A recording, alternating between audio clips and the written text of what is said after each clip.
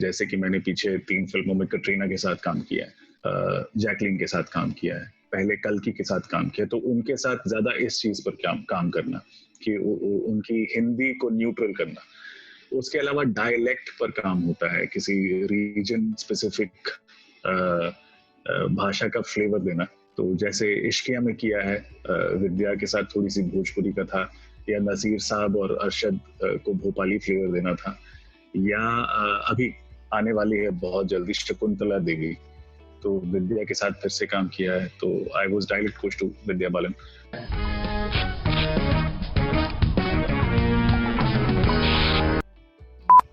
You are doing this in English, Hindi, what? Sir, Hindi. Mixed, whatever you tell me. Hindi में, हाँ ठीक। Okay. पूछिए। We have with us Vikas Kumar sir, who is a very renowned actor from Bihar, और इन्होंने काफी सारे TV show और movies में काम किया है, एंड वी आर प्राउड कि हमारे बिहार से एक इतने अच्छे एक्टर हैं। सो आज हम लोग विकास सर से कुछ बातें करेंगे, कुछ क्वेश्चंस हैं जिनके हमें आंसर्स चाहिए। So can I please present my question? हाँ, पर मैं रिनाउंड तो उतना नहीं हूँ, काम थोड़ा बहुत किया है। हाँ बोलिए ना। तो सर आपके ऑलमोस्ट जितने भी टीवी शोज या फिर मूवीज रहे हैं, उसमें आपका काफी सीरियस रोल रहा है। तो हम लोग ये जानना चाहते हैं कि रियल लाइफ में जैसे आप सीरियस हैं, तो क्या आप रियल लाइफ में भी वैसे हैं या फिर कुछ डिफरेंस है? नहीं, रियल लाइफ में आप मेरी पत्नी से बात करेंगी तो वो बोलेंगे कि मैं मजाकिया भी हूँ और बहुत कुछ हूँ, कार्टून हूँ, बल्कि वो तो बोल देंगी। और उन्हें लगता है कि किसी किरदार में अगर वो मौका मिल पाए कि मेरा वो जो एक साइड है वो सामने आ पाए तो मजा आएगा, उन्हें लगता है। बाकी मैं अपने काम को लेके सीरियस हूँ, ऐसा थोड़ी है कि मैं लाइफ में सीरियस हूँ। मतलब सीधा साधा नॉर्मल सा आदमी हूँ, ज्यादा बात करता नहीं हूँ, काम पर ध्यान देता हूँ जब काम पे होता हूँ। लेकिन वैसे जिंदगी में अपने दोस्तों के साथ या कहीं भी जैसे लोग होते हैं वैसे ही हूँ, हंसी मजाक करता हूँ और नॉर्मल तरीके से जीता हूँ। ओके, तो सर CID एक ऐसा शो है जिसे देख के हम बड़े हुए हैं, और आपने उस शो में भी काम किया है, तो वो कौन से शोज थे जिन्हें देख के आप बड़े हुए? मैं उस समय ये प्राइवेट चैनल्स नहीं थे, केबल टीवी नहीं आया था, डिश नहीं आया था, तो हम लोग दूरदर्शन के सीरियल्स, नुक्कड़, ये जो है जिंदगी, और ये सब भी मैंने ज्यादा नहीं देखा है क्योंकि मैं बाहर पढ़ता था। मेरी पढ़ाई जो है बोर्डिंग स्कूल में हुई। ऑफ कोर्स घर आता था बिहार शरीफ छुट्टियों में, तो मतलब साल में 4 महीने तो छुट्टी होती थी, 2-2 महीने करके। लेकिन हमारे पास टीवी बहुत लेट आया लाइफ में, हमारे घर में टीवी था नहीं, तो मैंने ये सीरियल्स वगैरह उतने देखे नहीं हैं। पर हाँ, नुक्कड़ और चित्रहार बहुत देखते थे। ये कुछ चीजें हैं जो याद है, पर ज्यादा टीवी नहीं देखा। ज्यादा टीवी की आदत लगी ही नहीं, पहले था ही नहीं, और जब आया भी तो उतनी आदत नहीं थी। संडे के उसके लिए इंतजार करते थे, फिल्म के लिए, और अक्सर होता था कि लाइट चली जाती थी, जाके वो एंटीना घुमाने वाला होता था, वो सब करते रहते थे, उसमें आधी फिल्म उसमें जाती थी और चित्रहार देखते थे। सर हमें पता चला कि आप एक डायलॉग कोच हैं, तो हम ये जानना चाहते हैं और बाकी लोग भी ये जानना चाहेंगे कि एक डायलॉग कोच जो है वो क्या काम करता है और क्या सिखाता है? डायलॉग कोच, जैसा कि उससे पता चलता है, डायलॉग लिखता वगैरह नहीं है, डायलॉग बोलना सिखाता है, वो एक चीज है। लेकिन जो पूरा दायरा है वो जैसे डिक्शन कोच भी हो जाता है। अब जैसे कुछ लोग हैं जो बाहर से आए हैं, एक्टर्स हैं, जिनकी बेसिक हिंदी डिक्शन साफ नहीं है, उच्चारण साफ नहीं है, तो उनको हेल्प करना। जैसे कि मैंने पीछे 3 फिल्मों में कटरीना के साथ काम किया है, जैकलीन के साथ काम किया है, पहले कल्कि के साथ काम किया, तो उनके साथ ज्यादा इस चीज पर काम करना कि उनकी हिंदी को न्यूट्रल करना। उसके अलावा डायलेक्ट पर काम होता है, किसी रीजन स्पेसिफिक भाषा का फ्लेवर देना। तो जैसे इश्किया में किया है विद्या के साथ थोड़ी सी भोजपुरी का था, या नजीर साहब और अरशद को भोपाली फ्लेवर देना था, या अभी आने वाली है बहुत जल्दी शकुंतला देवी, तो विद्या के साथ फिर से काम किया है। तो I was direct coach to Vidya Balan, तो उसमें कन्नड़ा का थोड़ा इन्फ्लुएंस है क्योंकि शकुंतला देवी वहीं की थी। तो वो एक काम होता है। कई बार डायलॉग डिलीवरी का हो जाता है, और क्योंकि मैं भी एक्टर हूँ, और जब हम काम करना शुरू करते हैं तो लोग थोड़ा सा विश्वास दिखाते हैं कि नहीं, ये जो गाइडेंस दे रहा है ये शायद जानता है कुछ, तो वो एक्टिंग में भी थोड़ा, तो किस तरह से बोलें या डिलीवरी, और कभी कभी एक्टिंग कोच भी हो जाते हैं। ये छूट कुछ बड़े स्टार्स भी दे देते हैं कभी कभी। जैसे विद्या के साथ मेरी बात, एक बड़ी अच्छी ट्यूनिंग है, तो मेरा कोई भी सजेशन हुआ जो मुझे लगता है एज एन एक्टर कि इसको ऐसे कर सकते हैं या इसको ऐसे बोल सकते हैं, तो वो बड़े अच्छे से लेती हैं। ऑफकोर्स वो बहुत अच्छी एक्ट्रेस खुद हैं। और हाँ, तो एक्टिंग कोच, जैसे इश्किया में जो पहला बड़ा काम था मेरा एज डायलॉग कोच, उसमें आलोक एक पटना के ही लड़के हैं, उस समय बच्चे ही थे और 14-16 साल के, तो वो पहली बार पर्दे के लिए काम कर रहे थे। वो उन्होंने बड़ा रोल है उनका इसमें इश्किया में, तो उनको थोड़ा कंफर्टेबल करना, और एक दो और लोग थे जो लोग नॉन एक्टर्स को चांस मिला था इश्किया में, एक बुजुर्ग महिला थी, उनको हेल्प करना, ये सब भी हो जाता है। तो एक बार आप काम करना शुरू करते हैं, उनकी वो उच्चारण से लेके उनकी एक्टिंग तक में आपका इनपुट हो सकता है।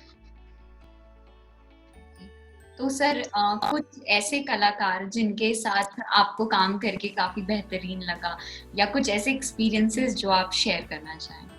मजा आया सबके साथ, क्योंकि होता यह है कि अगर चाहे जितने भी बड़े स्टार्स हों या एक्सपीरियंस्ड एक्टर्स हों, कटरीना हैं, नसीर साहब तो हैं ही इतने, मतलब he is one of the finest actors ever. तो इन लोगों को जब ये एहसास हो जाता है कि आपको अपना काम आता है, क्योंकि आप बहुत बड़ा काम कर रहे हैं, आप दखल अंदाजी कर रहे हैं उनके काम में, आप उनको सुधारने की कोशिश कर रहे हैं, तो उनको एक बार एहसास होता है कि आपको अपना काम आता है, तो फिर वो छूट दे देते हैं और काफी पेशेंस दिखाते हैं। तो टचवुड मुझे किसी के साथ कोई प्रॉब्लम नहीं हुई है।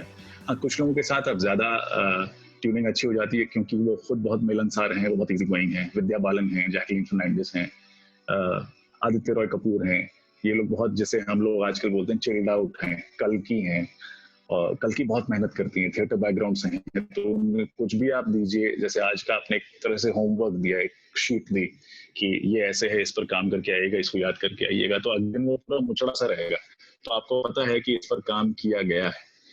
तो हाँ, तो काफी लोगों के साथ, जॉन के साथ काम किया, सत्यमेव जयते, उनके साथ एक्टिंग भी की थी परमाणु में। वो बहुत अच्छे शख्स हैं, बड़ा बड़ा इजी गोइंग है। तो एक्सपीरियंसेस ऐसे अच्छे रहे सब। एक दो रहे हैं थोड़े ऑकवर्ड से एशिया में ही। एक अगर मैं बताता हूँ, एक लंबा सा टेक था, कुछ रात का शॉट था, पूरी लाइटिंग की गई थी, गांव का सेटअप था, और ऐसा था कि क्रेन यूज होता है, तो कैमरा ऊपर से क्रेन नीचे आ रहा है, और नसीर साहब और अरशद वारसी, इन लोगों ने, खालू भांजा ने, एक किसी की मोटरसाइकिल चोरी की है, पिज्जा डिलीवरी वाले की, और वो उससे आ रहे हैं दूर से। तो वो कैमरा सिंगल शॉट था कि वो आते हैं, जब वो पास पहुंचते हैं तो एक बुजुर्ग महिला बैठी हुई है मशाल लेके, और वो कुछ बोलती हैं और वो एंड में हंसते हैं। तो ये थोड़ा कॉम्प्लिकेटेड शॉट था टेक्निकली, कि भाई वहां से शुरू हुआ, यहाँ पहुंचा, सब कुछ तो ये ठीक हो रहा था, मतलब ये हो रहा था, लेकिन कुछ ना कुछ गलती हो जाती थी टेक्निकली। तो 7-8-10 टेक हो गए, और वो कुछ बोलती ऐसा है मजाक, वो कुछ नसीर साहब के साथ मजाक करती हैं, जिसपे अरशद कस के हंसते हैं। सीन ऐसा था, कुछ वैसा था कि क्या सलाई है या कुछ, और वो बोलते हैं सल्फेट या कुछ, तो कुछ मजाक था, तो चल रहा था, तो काफी टाइम से चल रहा था, और टेक्निकली वो ठीक नहीं हो पा रहा था, तो रीटेक, तो एक फाइनली टेक हुआ जो कि बहुत अच्छा, वो सारी चीजें जो गलत हो रही थी वो ठीक बैठ गई। तो डायरेक्टर अभिषेक चौबे, उन्होंने बोला चलो मूविंग ऑन, ऑल गुड। तो मेरे मुंह से ना निकल गया कुछ करके, क्योंकि वो डायलेक्ट के हिसाब से ठीक नहीं था। नसीर साहब ने पूरा हिंदी में भोपाली का पूरा ख्याल नहीं रखा था, तो निकला, तो पूरा यूनिट मेरी तरफ देखने लगा कि मतलब एक होता ना कि दिस बेटर बी गुड, साले हम मतलब 3 घंटे से यहाँ लगे हुए, अब तुम कुछ टोक रहे हो, ये पूरी रात की शूटिंग बाकी है। तो मैंने बोला कि नहीं, अच्छा था, लेकिन डायलेक्ट पूरा मिसिंग था। तो ऐसे में फिर एक्टर्स ही आते हैं कि नहीं करते हैं, लेट्स डू वन मोर। तो ये सब होता है। एक दौर था जब ऐसे सारे पेरेंट्स चाहते थे कि बच्चे MBBS करें, MBA करें, तो आपने एमबीए किया और फिर एक्टिंग की दुनिया में कदम रखा, तो इसमें आपके घर वालों का क्या रिएक्शन? वैसा ही था जैसे कि किसी भी मिडिल क्लास फैमिली का होगा। तो मैं डॉक्टर विनय कुमार मेरे पिताजी का नाम है, अभी नहीं है, 7 साल हो गए गुजरे हुए। तो मतलब वो एक नामचीन डॉक्टर थे, साधारण परिवार से ही थे हम लोग, और मैं पढ़ाई में बहुत अच्छा था और मेरा भी बचपन से ही था कि मैं एमबीबीएस करूंगा, आगे एमएस करूंगा, मैं डॉक्टर ही बनूंगा और सारे लक्षण थे मेरे। लेकिन 12th के टाइम ही कुछ तो पता नहीं मुझे हुआ जब मैं कुछ अलग की तरफ मतलब आकर्षित होने लगा, नॉट सिनेमा रियली बट। तो यही तो फिर मैंने कुछ कुछ पता किया, नाटक वाटक, थोड़ा थिएटर किया। फिर ये हुआ कि ऑफ कोर्स घर पे बहुत खुश नहीं थे लोग, मतलब खुश तो नहीं, ऐसा वेलकमिंग नहीं थे एकदम से कि हाँ, क्योंकि हमारी तरफ कोई करता ही नहीं, कोई इर्द गिर्द परिवार खानदान दूर दूर तक कोई नहीं था इस प्रोफेशन में, तो कोई आइडिया नहीं था कि कैसे होता है क्या होता है, और लगता है कि बड़ा हो पाएगा नहीं हो पाएगा, घर बैठे इसने सोच कैसे लिया। और दूसरी तरफ उम्मीद बहुत थी कि पढ़ने में इतना अच्छा है तो यहाँ से क्यों ध्यान भटक रहा है। लेकिन हाँ, तो अब मेरे पिताजी वैसे हम लोग बहुत मजे करते थे साथ, लेकिन डिसिप्लिनेरियन थे, वो जो क्वाइट डिसिप्लिनेरियन होता है, और बिहार में हमारे पेरेंट्स में काफी होता है ये, हमारे पिताजी जितने भी वहाँ पर पिता हैं, तो हम लोग थोड़ा सा डरते थे ऐसा कुछ कह देने में। तो मुझे अपने पिताजी तक ये बात पहुंचाने में कि मुझे एक्टिंग में दिलचस्पी है, इसमें 1.5 साल लग गए। बात करके ऐसा लगता है कि आप काफी सारे काम करते हैं, तो कोई एक ऐसा काम जिसे करने में आपको सबसे ज्यादा मजा आता है? नहीं, मुझे एक्टिंग करने में बहुत मजा आता है, ऑफ कोर्स। मतलब तभी मैं मतलब अभी तक कर पा रहा हूँ, यहाँ टिका हुआ हूँ, और इंतजार रहता है कि ऐसा काम मिले जो थोड़ा सा चैलेंजिंग हो, जो थोड़ा सा अलग हो, जिसे करने में मजा आए, जो जो एक अच्छे पेस पे आराम से हो, वैसा काम। इसलिए मैं मतलब बहुत सारे कॉल्स आते हैं अब, लेकिन मैं हर काम नहीं करता क्योंकि मैं उसको उतनी इम्पोर्टेंस देता हूँ। दूसरी तरफ ट्रेनिंग में भी बहुत मजा आता है, मुझे बहुत अच्छा लगता है जब मैं लोगों की मदद कर पाता हूँ और जब मैं देखता हूँ कि उससे बहुत फर्क पड़ रहा है, चाहे वो एक्टर्स हों, चाहे नॉर्मल मॉडल्स हों जो सीख रहे हैं, या फिर कमेंटेटर्स हों, क्रिकेटर्स हों। मैं कमेंट्री भी सिखाता हूँ, तो वहाँ जब बड़े बड़े क्रिकेटर्स आते हैं और वो इतने सक्सेसफुल रह चुके हैं, अब रिटायर करके आते हैं और अब ये नए प्रोफेशन में आते हैं, और आप उन्हें कुछ टिप्स देते हैं, कुछ सिखाते हैं, कुछ उन पर काम करते हैं, और वो अच्छा करने लगते हैं, और फिर वो फोन करते हैं या वो जब मिलते हैं तो बताते हैं, तो ये सब अच्छा लगता ही है। सर, बहुत सारे ऐसे लोग हैं जो कि फिल्म इंडस्ट्री में आना चाहते हैं, लेकिन उनके लिए इंडस्ट्री का मतलब होता है कि कैमरे के सामने सिर्फ एक्टर्स या एक्ट्रेसेस। तो इस मिसकंसेप्शन को दूर करने के लिए आप कुछ कहना चाहेंगे? हाँ, मतलब अक्सर क्या होता है कि हम लोग ना बड़ा, ऑफ कोर्स जो दिखता सामने पर्दे पे एक्टर है, तो हम उस तरफ आकर्षित हो जाते हैं। और कई चीजें सुनने को भी मिलती हैं। एक है ना कि आपके एक फेवरेट एक्टर होते हैं, आपका एक फेवरेट राइटर तो कम ही होता है, या फेवरेट कैमरा पर्सन, आपको उतनी अकल ही नहीं होती 15 16 17 18 साल में। आपके फेवरेट एक्टर एक्ट्रेस होते हैं, आप उनको कॉपी करने लगते हो, उनके हेयर स्टाइल हो, आप उनके जैसा बनना चाहते हो। तो वो एक्चुअली ऑनेस्ट आकलन करना बड़ा जरूरी है कि आप अगर अगर इस प्रोफेशन को चूज कर रहे हैं तो आप किस लिए चूज कर रहे हैं, क्या करना चाहते हैं, आपके पास वो मिनिमम कुछ चीजें हैं या नहीं, आपके पास पेशेंस है या नहीं, आप उतनी मेहनत कर पाएंगे या नहीं, आप थोड़ा पता लगाइए इस बारे में।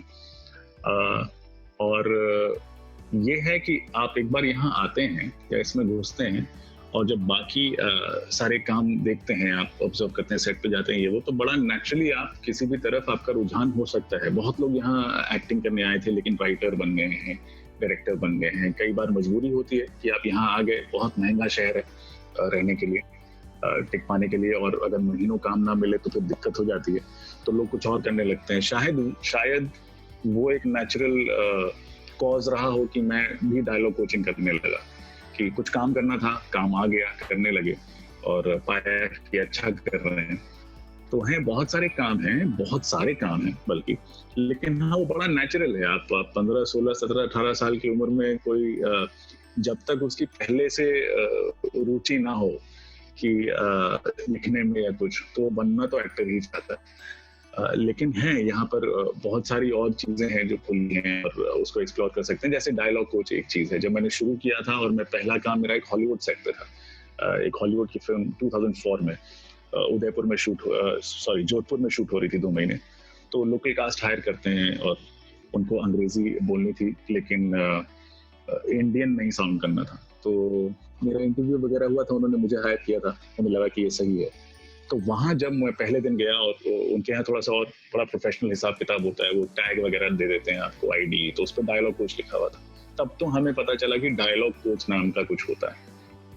मतलब उसके पहले भी काम यहाँ डायलॉग कोचिंग वाला होता होगा, लोग करते होंगे, लेकिन वो नाम में क्रेडिट कभी नहीं देखता था। तो हाँ, ऐसे बड़े सारे काम हैं। और ये जरूर है कि अगर आप यहाँ आते हैं, स्पेशली अगर एक्टिंग के लिए आते हैं, तो एक वो लक फैक्टर भी है। पहले तो आप ऑनेस्टली अपना आंकलन करें कि आप में वो बात है या नहीं है, मिनिमम। ऐसा नहीं कि आप प्रॉब्लम ये है ना कि इसमें कोई मिनिमम क्वालिफिकेशन रिक्वायर्ड नहीं है। ऐसा नहीं है कि यूपीएससी की तरह का आपको प्री क्लियर करना है, मेंस क्लियर करना है, फिर इंटरव्यू है तभी होगा, या आपको उसके पहले ग्रेजुएट होना जरूरी है। यहाँ कुछ भी होना जरूरी नहीं है। तो इसलिए हर आदमी को लग जाता है कि मैं ये कर सकता हूँ। लोग बोलते भी हैं कि पीपल आर बोर्न एक्टर्स, तो वो है, लेकिन वो समझने में और एक सक्सेसफुल काम करने वाला एक्टर जो उससे ठीक ठाक कमा रहा है, उसमें काफी दूरी है। तो वो समझना और फिर उचित मेहनत करना, पेशेंस रख के लगे रहना, वो बहुत जरूरी है। और अच्छा हो अगर पढ़ाई लिखाई पूरी करके आए। अगर आप साधारण से बैकग्राउंड से हैं, मिडिल क्लास बैकग्राउंड से हैं, लोअर मिडिल क्लास बैकग्राउंड से हैं, लोअर क्लास अगर वैसा कुछ मतलब है ही, अगर पुअर बैकग्राउंड से हैं, तो आप कुछ पढ़ाई वढ़ाई करके आए, ताकि अगर बाई चांस यहाँ कुछ ना हो पाए तो आपके पास चीजें और हैं करने को, आप नौकरी कर सकते हैं। मेरा तो कहना है कि आप पढ़ाई करके आए, आप 1-2 साल नौकरी का भी एक्सपीरियंस लेके आए, वो एक्सपीरियंस लेके आए। क्योंकि होता क्या है कि जब हम 18-20 साल के होते हैं, हमें लगता है यार समय बीता जा रहा है, हमें जाना है, हमें बॉम्बे जाना है, हीरो बन जाना है, या जो भी, कि टाइम नहीं है, यहाँ बहुत टाइम है।